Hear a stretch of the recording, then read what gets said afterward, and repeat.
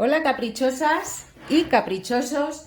Bueno, voy a enseñaros en este vídeo que yo cuento muchísimas veces bueno, pues sobre todo cuando hacemos trabajos del encaje y luego queremos adaptarlos a la tela. Yo siempre os cuento, porque considero que es importante, es que utilicemos el mismo hilo con el que hemos hecho el encaje para hacer la vainica, el punto de incrustación o bueno, el bordadito que estemos haciendo. Bueno, bordado depende del bordado, pero bueno, que utilicemos siempre el mismo hilo que estamos trabajando en el encaje para luego hacer pues eso, la incrustación de nuestro trabajo en la tela. Pero sí que es verdad que hay determinados trabajos en los que recomiendo, o lo he hablado en alguna vez, utilizar el mismo hilo en distintos grosores. Yo tengo dos trabajos hechos en redondito. Mirad, son dos trabajos hechos bueno, pues son dos tapetes en redondo. Uno le tengo ya terminado y otro le tengo sin montar, que es lo que ahora os quería explicar. Estos tapetes están hechos con el hilo del número 20, os lo enseño muchas veces. El hilo de, a ver si termina de enfocar, ahí, el hilo de Anchor. Está perezosa la cámara, hace muchos días que no grabo, a ver si quiere. Bueno, el hilo de Anchor del número 20, y esa es la tintada o el color del hilo, es el 926, que es un color champán, bueno, pues muy clarito, muy clarito. No termina de querer enfocar. Bueno, es el 926 y tengo en el mismo color, es decir, en el 926 tengo el grosor 40, es decir, este es la mitad de fino que este. Entonces el trabajo está hecho con el 20, lo que es el encaje está hecho con ese hilo, pero cuando hay, como en este caso, que por eso me he decidido a grabároslo, cuando tenéis un trabajo, sobre todo en redondo, pero bueno, lo podéis adaptar a otros trabajos, pero bueno, sobre todo en redondo, y el círculo central es muy pequeño, es decir, el trocito de tela que vamos a poner es muy pequeño. Yo, a pesar de que siempre utilizo telas de lino, cambio el grosor también de las telas. Es decir, como os digo, el encaje está hecho con el hilo del 20, pero tanto la costura del encaje, que la tenéis por aquí, por todas esas cadenetas, como la incrustación la voy a hacer con un hilo más fino. Como veis, es el mismo hilo, la misma tintada, lo único que cambia es el grosor, y aprovecho con ese grosor para hacer la costura y para hacer el punto de incrustación en la tela. ¿Por qué? Porque en realidad digamos que el resultado final va a ser el mismo, pero al trabajar con un hilo más fino nos va a permitir que nuestros remates queden también más finos. En esta cajita, que ha aparecido ya en numerosas ocasiones en vídeos, tengo trocitos de, bueno, pues de linos o de telas que me van quedando muy pequeñitos. Este es el que tengo preparado para ese trabajo, pero bueno, son trocitos muy pequeños o desmarques de trabajos que me han quedado cachos pequeñitos, y siempre los tengo en esta caja. ¿Veis? Aquí tengo otro desmarque. Como veis, pues para paños pequeños me queda o me vale perfectamente. Siempre en mis trabajos, a excepción de los que van para ceremonias de boda, en los trabajos siempre utilizo lino. Lo que pasa que sí que es verdad que el mundo de los linos es un mundo en el que tenemos muchísimas posibilidades. También sé que no es fácil encontrar linos, digamos, porque las tiendas que hace 1000 años, hace yo que sé, 25 años, encontrábamos tiendas de remates o tiendas de telas en nuestros barrios, esas tiendas se han ido cerrando poco a poco. Yo os lo he contado un montón de veces, los linos sí que los compro en una tienda de León. Os lo voy a decir por aquí, aunque si no vivís en León o cerquita de León es complicado. Es una tienda que se llama Uría y tiene unos linos maravillosos. Sí que es verdad que no son los linos más baratos del mundo, pero cuando yo me encuentro un lino por 20 euros, empezar a sospechar que tiene algo de mezcla, ¿vale? Estos linos de trama gordita son a 42 euros el metro, me parece recordar. Y los linos italianos, que es lo que yo voy a poner en el tapete redondo, estos linos italianos que son una maravilla, que tienen pues esa Como digo siempre, esa diferencia de tramas, que es lo bonito, digamos, del lino. Este lino es a 80 euros el metro. Sí que es verdad que este tiene bastante demarcación, es decir, tiene mucho ancho. Pero claro, yo linos por 20 euros, bueno, es complicado, ¿eh? Es complicado. Entonces, cuando me encuentro, que siempre me voy por las ramas, con trabajos que tienen un círculo, en este caso muy pequeño, o que van formando la parte del pie unas formas muy pronunciadas, sustituyo este grosor de lino, que es el que tenía en la mano y me lo acabo de volver a retirar, este grosor de lino, que es el que más utilizo. Este es un lino que tiene una trama de 16 hilos por centímetro aproximadamente.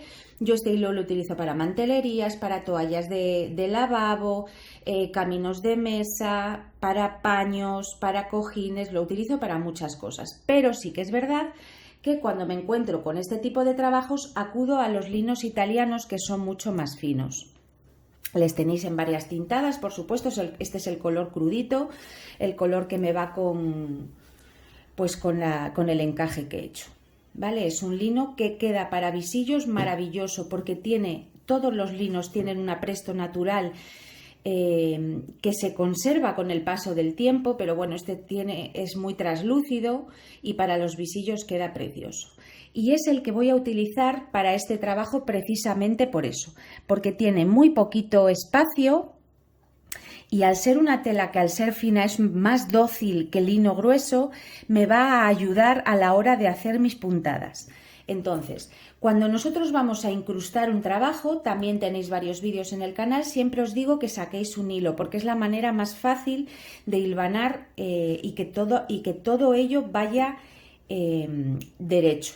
Yo me acuerdo hace un montón de años cuando vi en una tienda que vendían, pero estaba soltera, no, era una chavala, y vendían encaje de bolillos en una tienda y tenían varios trabajos.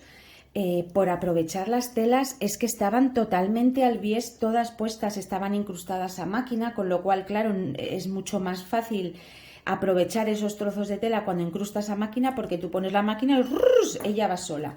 Cuando lo tenemos que hacer a mano, la manera más fácil para que nuestro trabajo quede lo más bonito posible y que además nos ayude a que nuestra puntada estamos seguras de que va derecha, es sacar un hilo en horizontal, otro en perpendicular y a partir de ahí ya continuamos. El problema es cuando nos encontramos con un paño redondo u ovalado o con una forma concreta que no tenemos manera de sacar un hilo. Entonces, la única manera que tenemos para hilvanar un trabajo que tenga una forma concreta es utilizando nuestros ojos y el metro. Nuestros ojos, en primer lugar, para que veamos que el trabajo, digamos, que está planteado de manera derechita, y luego el metro, porque en este trocito tan pequeño 2 o 3 milímetros se nos pueden escapar muy fácilmente y además se nota mucho.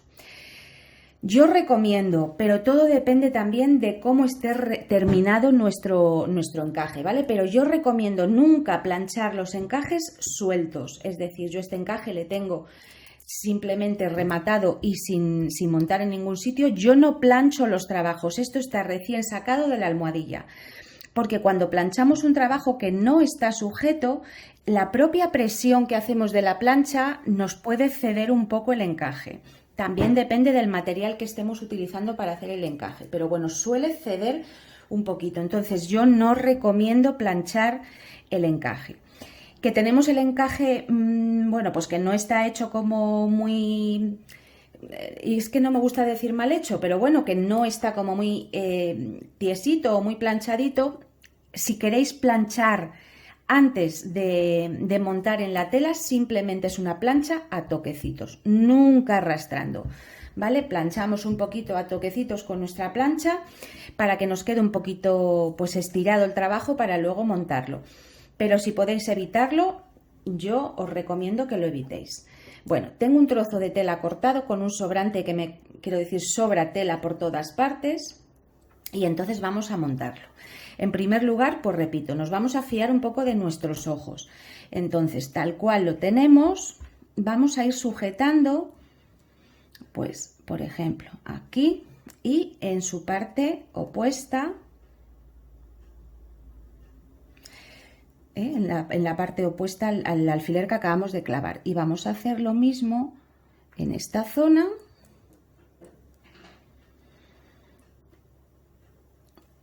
Y en su parte opuesta. De manera que ya vamos limitando un poco el espacio que luego vamos a tener para hilvanar. Hacemos lo mismo con todos los costaditos, ¿vale? Yo sujeto siempre arriba y abajo, derecha e izquierda, y en este caso, que es un círculo, voy a sujetar en sus diagonales, en las diagonales opuestas a los que acabamos de sujetar. Como veis, de momento solamente, y eso que tengo el trabajo a una distancia mucho mayor de la que suelo tenerla cuando estoy trabajando. Pero bueno, estamos simplemente trabajando un poco con los ojos, ¿eh? Y ahora es cuando cojo mi metro. Porque es el que realmente nos va a decir si es verdad que esa marca que acabamos de hacer con nuestros alfileres están las distancias bien cogidas o hay que variar en alguna. Medimos por la parte, bueno, podemos coger la referencia que queramos, pero bueno, yo cojo la referencia desde el comienzo del encaje de aquí al comienzo del encaje de aquí y me mide 9 centímetros. Me lo cojo esta otra y como veis, 9 centímetros. Aquí desde luego influye mucho el cómo esté hecho el encaje. Cuanto mejor esté hecho el encaje, pues más fácil nos resulta a la hora de incrustarlo.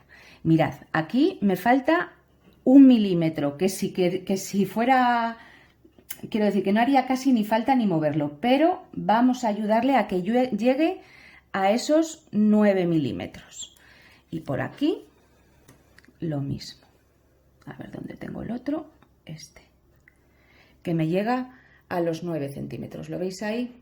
Bueno, pues evidentemente cuanto mejor esté hecho el encaje, más fácil nos va a resultar el que este planteamiento de primeras nos quede bien.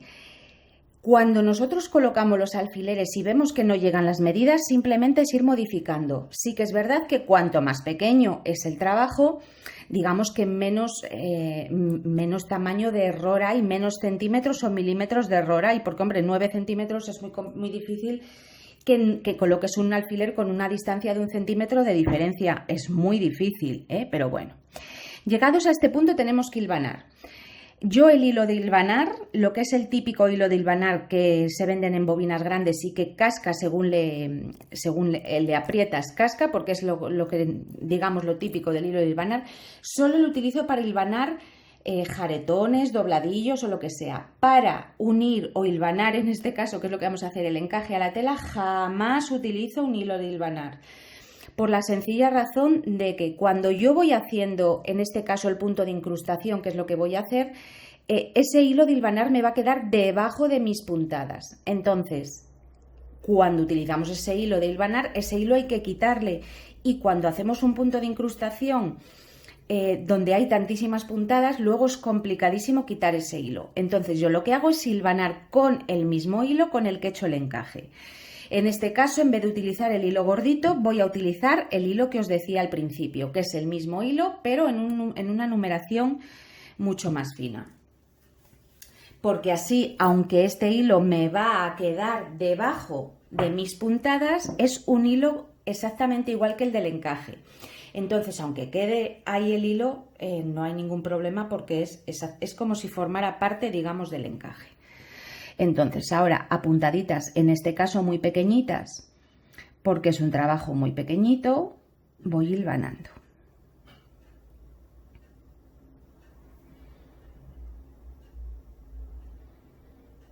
A medida que ya me voy acercando, voy quitando el alfiler de sujeción, pero hay que mantener exactamente esa medida que para eso lo hemos pues hecho antes. Puntaditas muy pequeñas en todos los agujeritos donde clavamos los alfileres para que quede lo más sujeto posible, porque ya os digo que aquí unos milímetros se escapan con muchísima facilidad. Voy a hilvanar todo el trabajo y vuelvo enseguida. Bueno, y una vez ya lo tenemos hilvanado, puntadas pequeñitas, procurando que el círculo termine siendo círculo, que en los hilvanes muchas veces también se nos van. Y ahora vamos a empezar el punto de incrustación. Vídeos de punto de incrustación tenéis unos cuantos, ¿vale? Lo que pasa que si en este vídeo le corto aquí con la explicación que os he dado, sé que va a haber personas que me digan que cómo continúa el vídeo.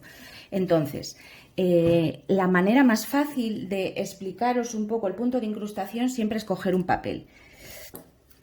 Por aquí, digamos que es en este caso no tenemos hilo sacado, pero bueno, si sacásemos un hilo, este sería la marca del hilo sacado. En este caso vamos a tenerlo que ir montando nosotros y en esta zona es donde va nuestro encaje. Entonces el punto de incrustación consta de 8 puntadas y son 4 puntadas dobles. En cada puntada que vayamos a hacer siempre vamos a ir haciendo lo doble, de manera, y son como triángulos invertidos.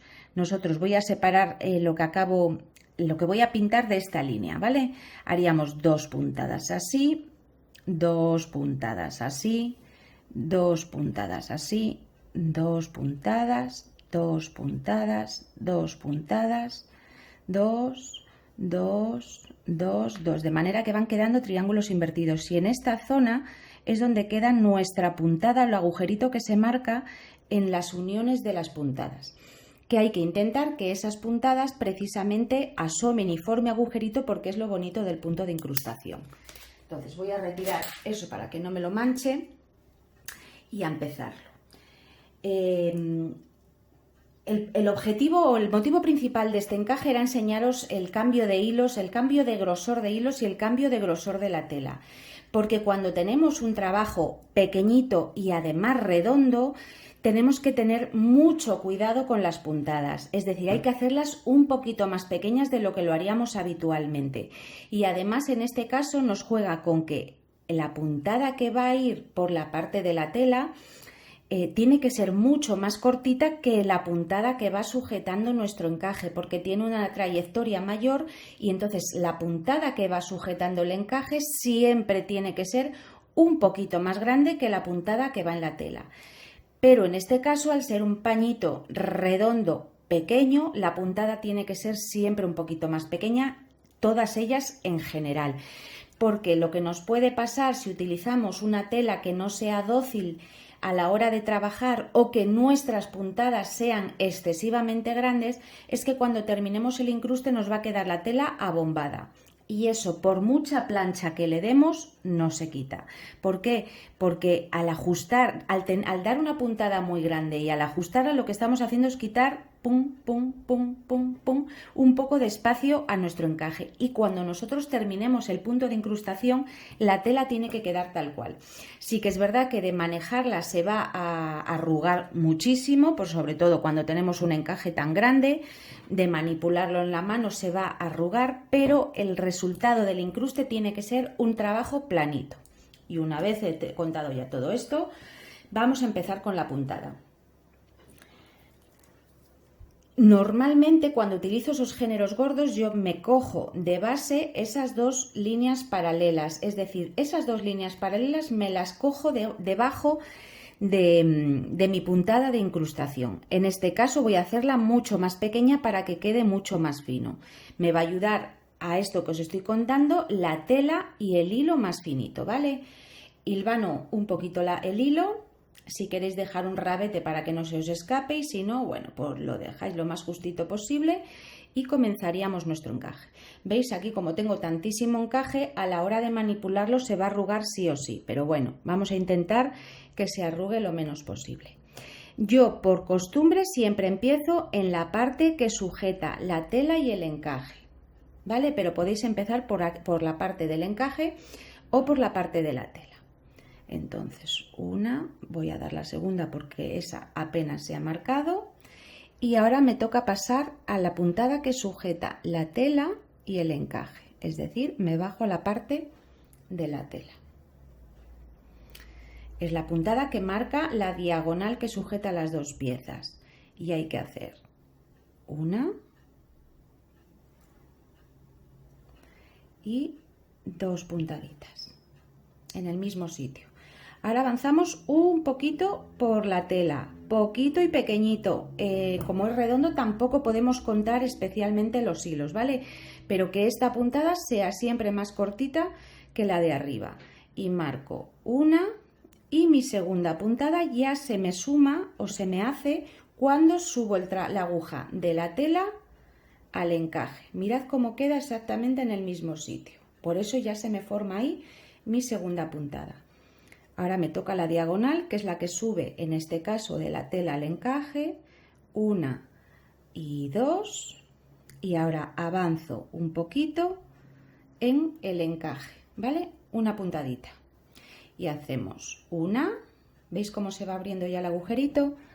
Y la segunda puntada se me forma cuando bajo ya hacia la parte de la tela. Fijaros cómo esa puntada queda exactamente en el mismo sitio. ¿La veis? Si diéramos 1, 2 y la que baja hacia abajo, se nos quedarían 3 puntadas. Marcamos la diagonal, que esta sí que es la que hay que hacer. 1 y 2.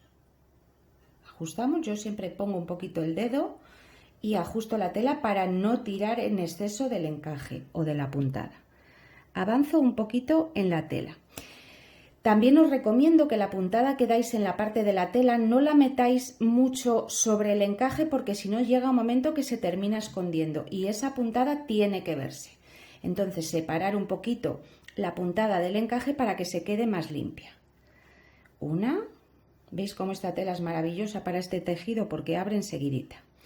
Y la segunda se me forma cuando subo. Fijaros cómo la hebra se va a montar sobre la primera pasada. ¿La veis? Y 2. La diagonal sí que hay que hacerla 1 y 2 veces. Y ahora avanzo un poquito en el encaje. 1. Y la segunda se me forma cuando bajo. Y nunca el hilo forma ningún tipo de nudo. La segunda puntadita se me forma en el mismo sitio. Coloco mi dedo y ajusto un poquito. Y la diagonal, en este caso es la que va del encaje a la tela, sí que hay que hacerla 1 y 2 veces. Y ahora avanzo un poquito en la tela. 1 y la segunda se me forma cuando subo. Fijaros cómo queda en el mismo sitio. Y mi diagonal, a ver si la cogí bien, no. 1 y 2. Y avanzo un poquito. Y como veis, todos los agujeritos quedan comunicados. ¿Veis? Todos los agujeritos entre sí quedan comunicados. Y la parte del derechas tiene que ser exactamente igual que la parte de atrás. Tenéis un montón de vídeos en el canal sobre el punto de incrustación. La manera más fácil de aprenderlo, desde luego, sobre un encaje en recto. Y si queréis probar, también podéis utilizar en un trozo de tela, sacáis 2 hilos con una distancia, yo que sé, pues de 3 o 4 milímetros y marcáis la puntada utilizando esos 2 hilos que habéis sacado para practicar. Porque desde luego mucho más sencillo es en recto y mucho más sencillo es si tenemos el hilo marcado del hilván. Aquí, como veis, tengo que ir apañándome. Y bueno, pues os voy a enseñar el que tengo terminado y así ya también recortamos la tela. Como veis, todas las puntaditas quedan todas asomadas al aire, que es lo más bonito del punto de incrustación, y por el revés queda exactamente igual, ¿vale? Es un tejido que además queda muy segura la puntada. Y como veis, solo he utilizado el primer par galería, el segundo lo he dejado al aire. Y con eso consigo que el punto de incrustación quede muy fino y muy delicado. Voy a recortar la tela para que lo veáis y con esto voy a dar por finalizado el vídeo. Que desde luego contaros que el punto de incrustación, bueno, para eso os lo has enseñado ya en un montón de vídeos. Tengo una tijera con la punta redondita para que no me enganche el encaje cuando estoy recortando por la parte de fuera o por la parte de atrás, mejor dicho. Me acerco, meto la tijera y simplemente voy cortando. Con cuidado de no enganchar el encaje, por eso utilizo esta tijera, porque al tener la punta redonda me lo va separando, pero bueno, hay que tener un poco de prudencia, ¿vale? Voy recortando al ras, ¿vale? Con esto no hace falta dejar absolutamente nada para rematar después. queda totalmente asegurado. Y eso que estas puntaditas son muy pequeñas, pero no solamente las que van en el encaje y en la tela, sino las diagonales, digamos, que es lo que une una parte con la otra, son puntadas muy pequeñitas, pero os aseguro que esto no se escapa nada. Bueno, pues damos la vuelta, terminamos, esto es el revés. Voy a volveroslo a acercar, os tengo mareadas con acercar y soltar. Esa es la parte del revés que, como veis, la tela está recortada totalmente al ras, y esto es el derechas. Da igual por donde os la enseñe. Como además todas esas puntaditas están al aire, que repito es lo más característico y lo más bonito del punto de incrustación, esas puntadas casi parece que forman parte del encaje, ¿vale? Es como una continuación del encaje con nuestro incruste. En estos paños pequeños y redondos tenéis que tener cuidado, porque a mí hace años, ahora ya no, gracias a Dios también, ¿no? Pero bueno, porque tengo mucha práctica en hacerlo, tenéis que tener cuidado que esto no os quede abombado. Sí que es verdad, repito, que con el trabajo y la manipulación del encaje, pues algo se va arrugando, pero sobre todo que esta zona no os quede abombada, porque eso no se quita con la plancha. Ese abombamiento lo que hace la plancha es moverlo para un lado o para el otro y arrugároslo en una zona o en otra, porque en algún sitio tiene que estar ese excedente de tela, pero no se quita. Esto tal cual está. Tenéis también, yo creo que un par de vídeos de cómo plancho mis trabajos, porque los plancho siempre igual. Ahora voy a poner una pieza de algodón húmeda sobre la pieza, plancho y el trabajo está terminado. Caprichosos, caprichosas, espero que os haya gustado el vídeo y nos vemos en el siguiente. Un besín muy grande.